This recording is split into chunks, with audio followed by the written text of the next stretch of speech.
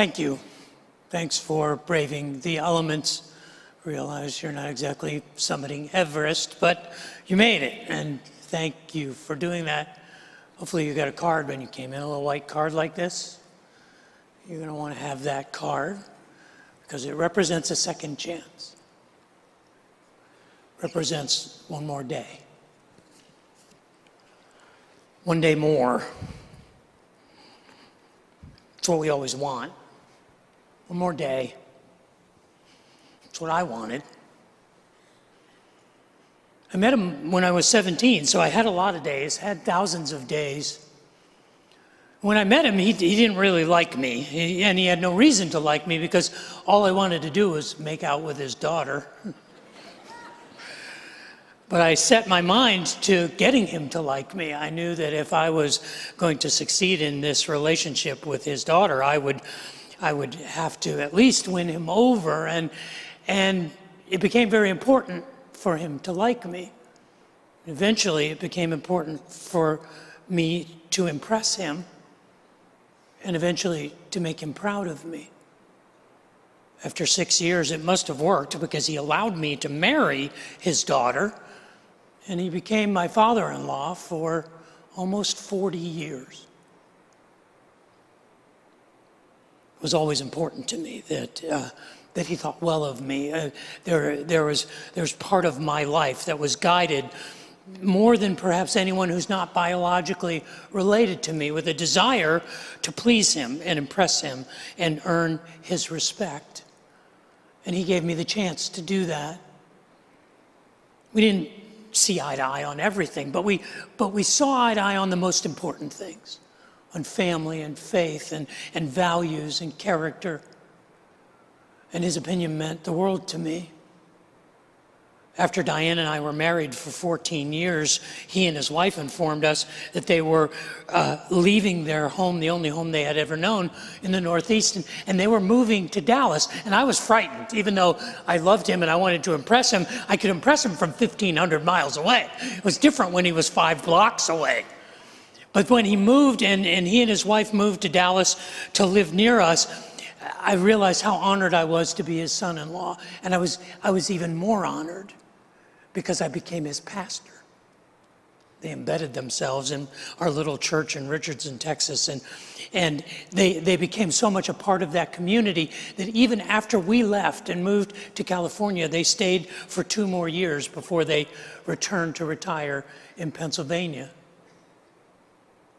To say that I owe him everything is an understatement. He gave me not only his daughter, he gave me his faith. He gave me his family. He gave me his confidence.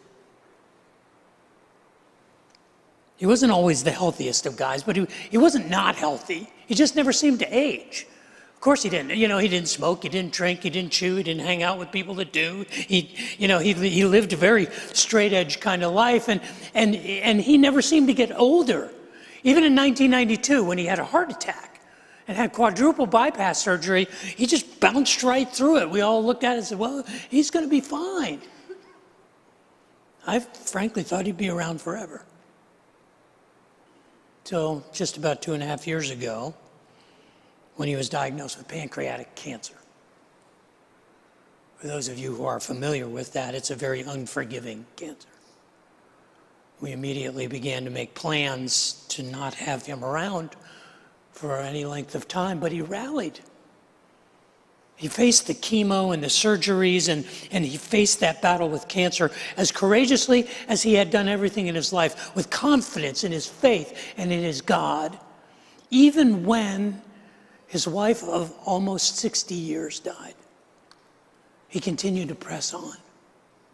He continued to be strong. He was here a few Easters ago, even after that diagnosis, even after the loss of his true love, until this time last year.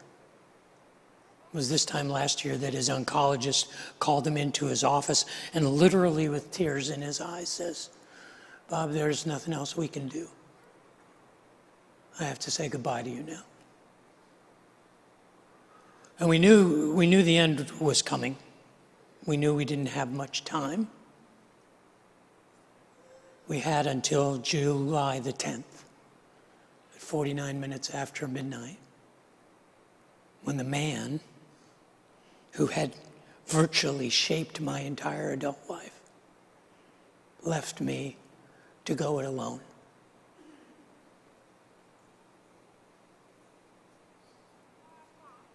If there's one thing that life teaches us, it teaches us that life leaves a mark. That none of us gets through this life without wounds, without loss, without scars. Sometimes it's death by 1,000 cuts. Sometimes it is the accumulation of the loss of hope, the loss of idealism, the loss of opportunity. Sometimes it's the accumulation of lost relationships and lost jobs and lost finances. And sometimes the losses in this life accumulate on us and leave us scarred and broken and wounded. But other times, the cut is deep. And it leaves a mark and a wound and a scar that even though it heals over, the pain never really goes away.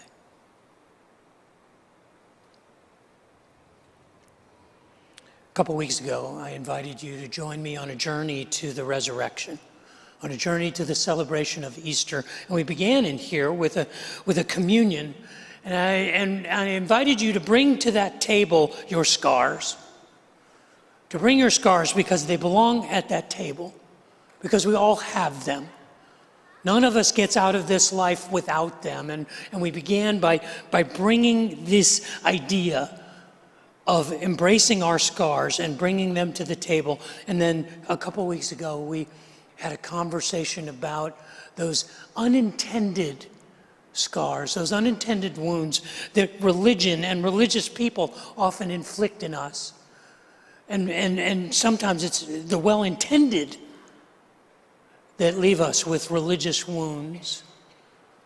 And last week we talked about those self-inflicted wounds, those wounds of selfishness and self-reliance, sometimes at the hands of others, sometimes at our own hand, and our attachment to those things that we have a difficult time in letting go. And we're pressing into those scars, but if you haven't picked up on it yet,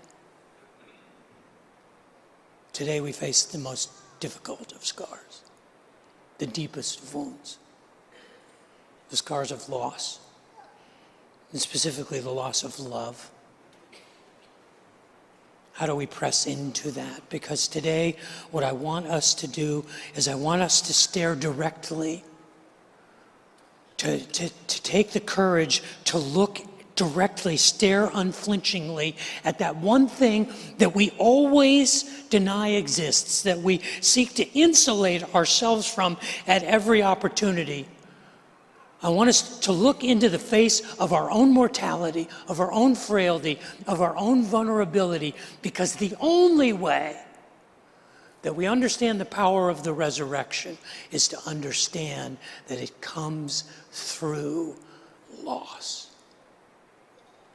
Because the only way to find life is to lose it. And it's in dying that we truly live.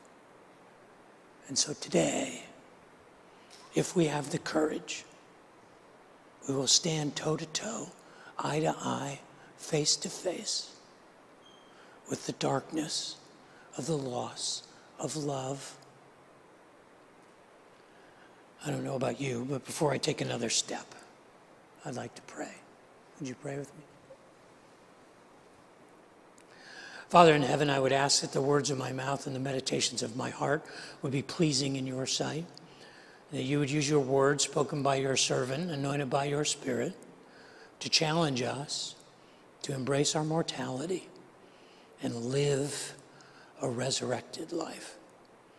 Pray that for myself and for my family and for all of us here, for I ask that in Jesus' name, amen. When I was a kid, we played a game called Pickle. Now, if you've ever seen the movie Sandlot, did anybody ever see the movie Sandlot? One of the greatest movies ever made.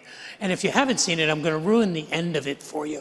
At the end of the movie, Benny the Jet buys a new pair of PF Flyers because they help him to run faster and jump higher. And Benny decides, in the final confrontation of the movie Sandlot, to pickle the beast. This was not some culinary activity. It was a sporting engagement. We used to play pickle when I was a kid. It was a very simple game. It involved 2 bases, and all you needed was a ball and 2 gloves and at least 3 people, and the objective was to run back and forth between the bases as many times as you could without being tagged out by the 2 players with the ball. It's basically a squeeze play. We used to play this all the time because we didn't have a baseball diamond, and we didn't have room, and there weren't a lot of people around. And one day, when I was 12 years old, we were playing pickle in the yard. And as we're playing pickle, and I was playing pickle with my sister, and I never liked playing pickle with my sister. I'm not going to say it was because she was a girl, but it was because she was my sister. And so we're playing pickle in the yard when my mom came out of the house and called my name. Did your mom have a name that you knew when she said it that way, that you were in a lot of trouble? My mom said my name this way, David, David. Like if she said, David, then I knew everything was cool. But if she said, David, David, that means something was up. I was in trouble. I was in Dutch with my mom, and maybe she found my brother tied up in the closet where I had left him, or maybe she found my cigarettes under the bed. I don't know, but she came out that day while we're playing pickle, and she says, David? And so I turned to look at my mom just as my sister throws the ball to me. At the last second, she calls out my name, and I turn to look at her as the baseball hits me directly in the mouth. I had my mouth open because I knew I was having to make some excuse to my mom, like, oh, no, that's not when the baseball hit me, and I bit through my lower lip. My face exploded with blood, and my mom, who was familiar with stitches in her boys' heads and bodies, ran inside, got a towel, got some ice, came out, put the towel on my face, put me in the car, and drove me to the doctor's office. Our family doctor had his office at his home in this day. And so we went to Dr. Scope's house. We literally knocked on the front door. He came to the front door, and he said, oh, that's a beauty. And he walked me in, and he literally stitched me up on his living room couch. And he said, you're going to be fine, and he sent me on my way, and he was right. After a few weeks, the swelling in my lip went down, and I didn't lose any teeth, and the cut in my face healed, and I went back, and he removed the stitches. If you know me today, you would say, I don't see any sign of that wound. But for 50 years, on the inside of my lip, there's been a lump. There's a mark, there's a scar on the inside of my lip. You would never know that it's there, but I know it's there. Whenever I get really nervous, I kind of grab it between my teeth. And I'm reminded of that injury, of that trauma, of that wound. See, that's how the scars of loss are. You can appear to be doing fine. You can appear that the wound has healed. It has scarred over, and you're moving on with your life. But you know that injury. You are reminded of that loss at every opportunity, that you never, ever lose track of that.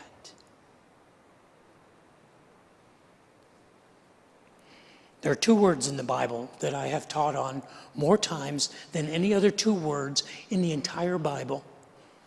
I went back this week and I checked my notes, and I realized over the last 20 years that I have digital formatted notes for, that I had taught on these 2 words at least a dozen times. I've taught on them 5 times in the 15 years I've been here at Riverbend. And as I went back through my notes, I realized I had never taught the same thing twice.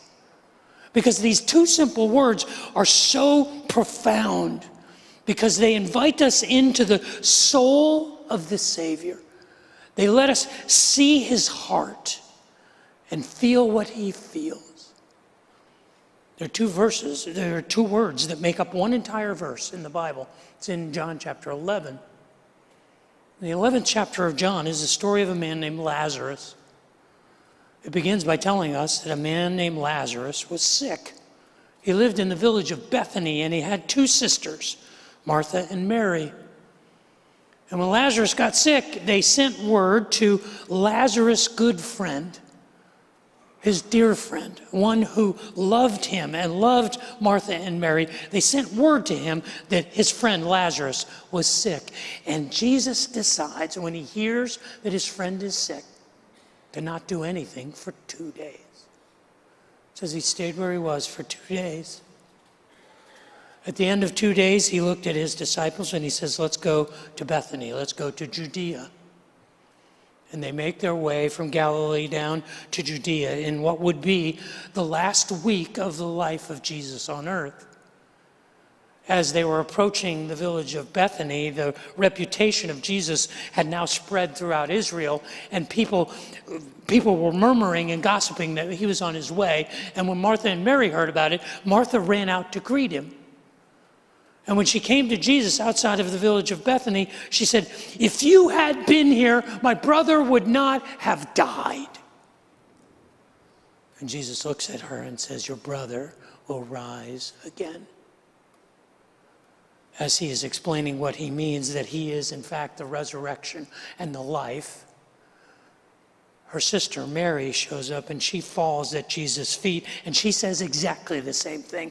If you had been here, our brother would not have died. And Jesus says, take me to him. Show me where you have laid him.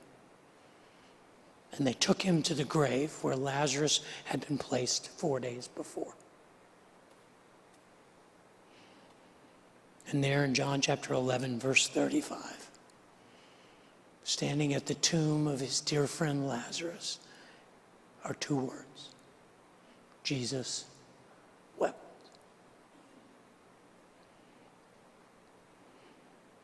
Now, I've studied this hundreds of hours. I've spoken about it often. I've thought about it regularly. And I think I have a handle on why he wept. It's unusual that he would weep because he knew what he was doing. He knew what he came there to do. It was probably difficult for him not to be laughing and rejoicing because he knew he had come there to bring Lazarus back from the dead. That's why he had waited in Galilee. That's why he had told Martha that her brother would rise again. He knew what he intended to do, and yet he stood there with the confidence of what was to come, and he still wept. I think there are 3 primary reasons why, as I went through all of the studies that I've done and as I thought about it this week, I think there are 3 primary reasons why Jesus wept. The first one was he wept for us. He wept for you and me. He wept for Martha and Mary. He wept for the people of that community. He weeps for us in our loss.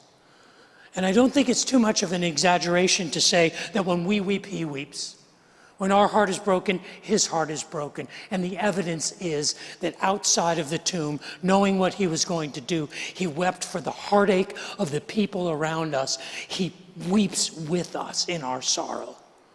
He says, I get it. I have been there and felt that. I know the pain of the loss of love. I know it. I am with you in it.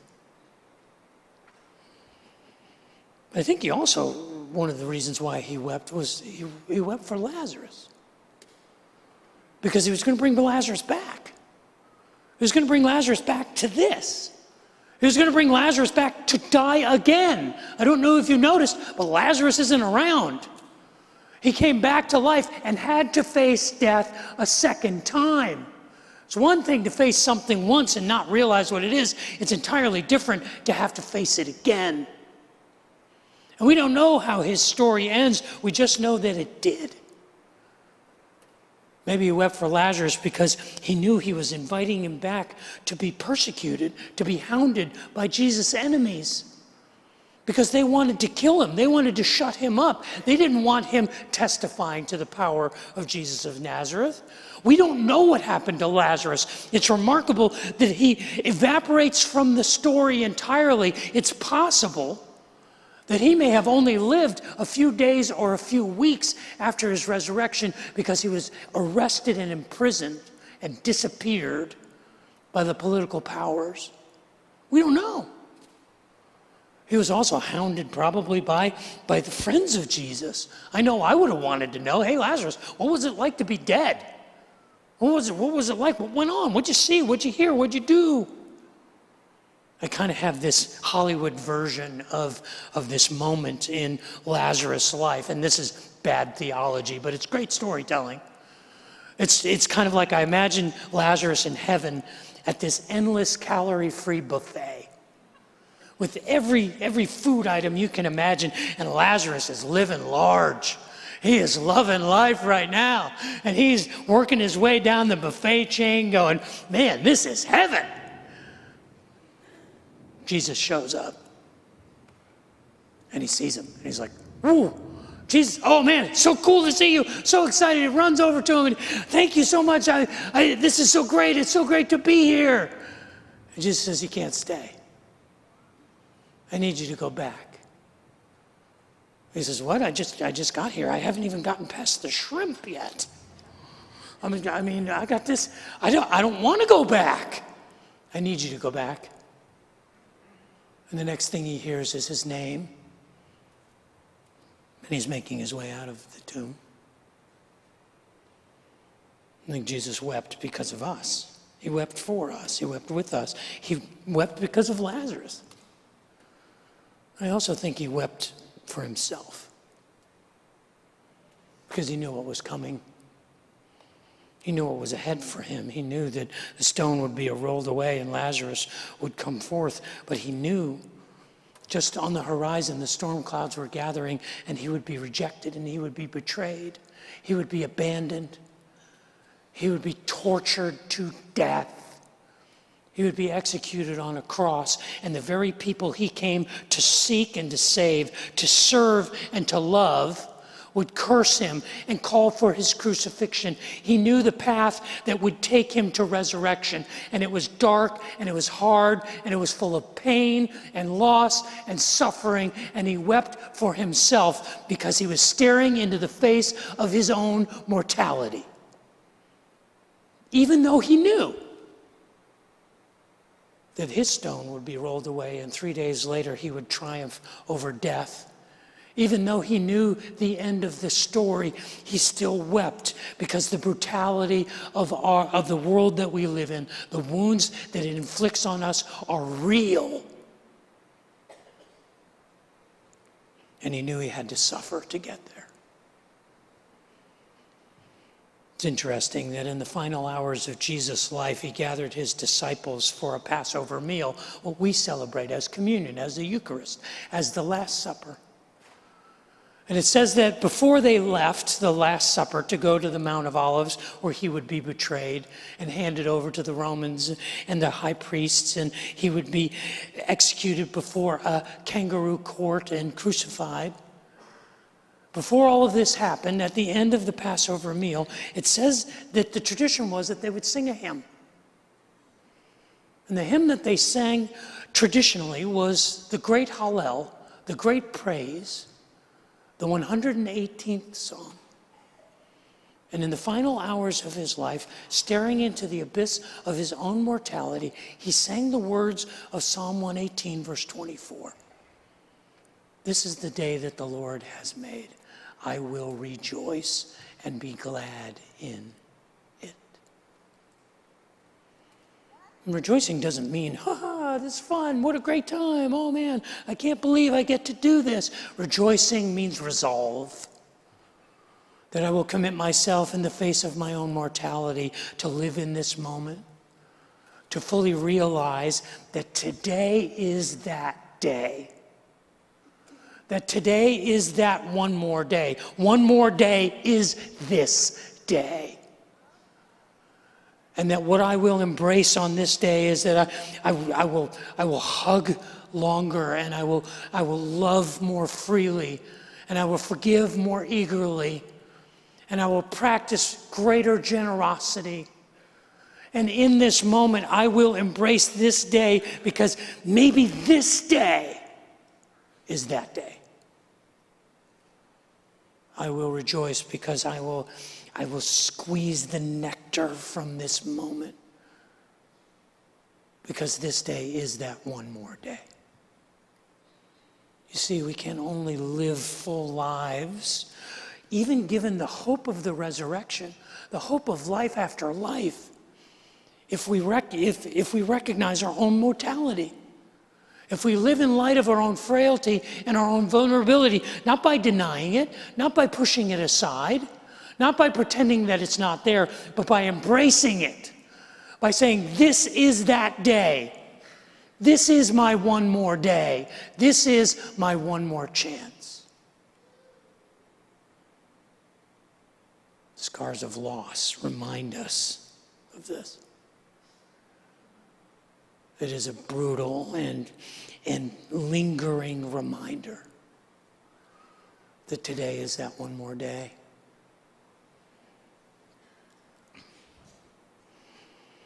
You know, every time I get nervous, I kind of bite my lip. And I remember that day when I was 12 years old. And I'm thankful. Thankful that my sister didn't have a better arm. She would have knocked out some teeth. But I'm reminded of that moment in a way that without the scar, I wouldn't remember. It's a wound I carry in my flesh. A reminder that no one can see. It's invisible to most of you. And that's how the scars of loss are. They're deep inside of us. And the people around us see us and they say, you seem to be doing well. And we may say, yeah, I'm getting there. But on the inside, we know, we still feel that scar. And we carry it inside of us.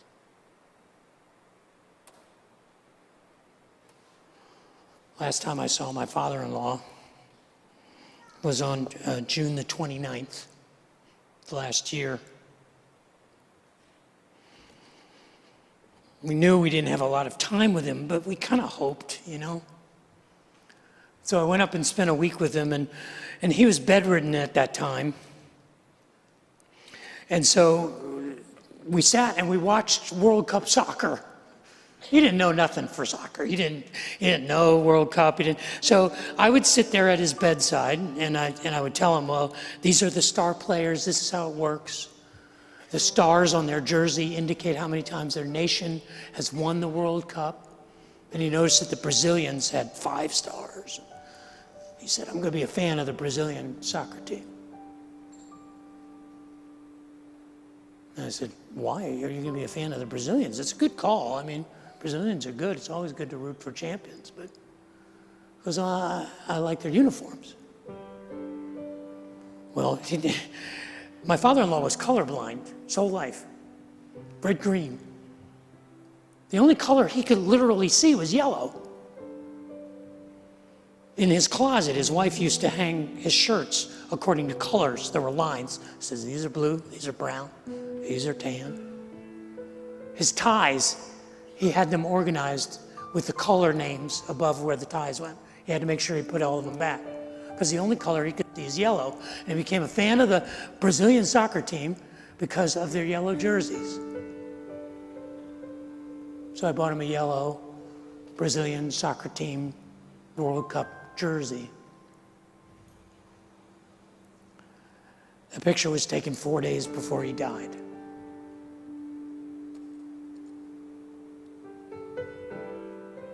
I know that we will have an eternity of days. I knew him for almost 50 years. We had thousands of days.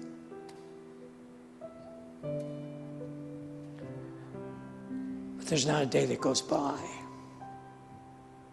where I don't want one more. Just one more day. One day more. To hang out. To laugh. To impress him.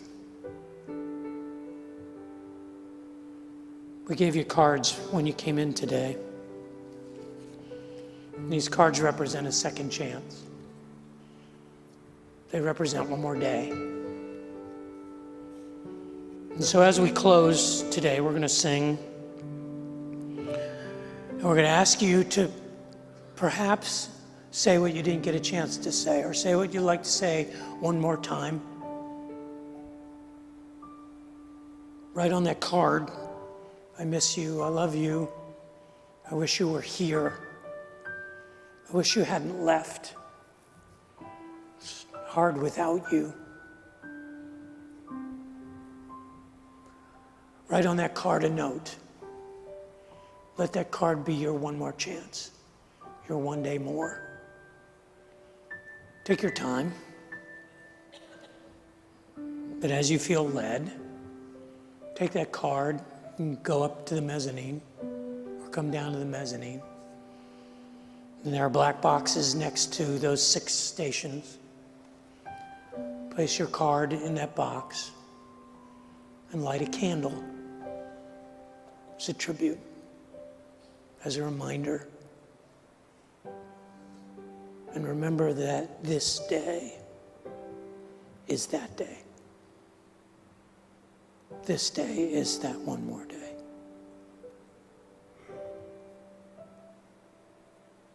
I wrote on the card 2 words.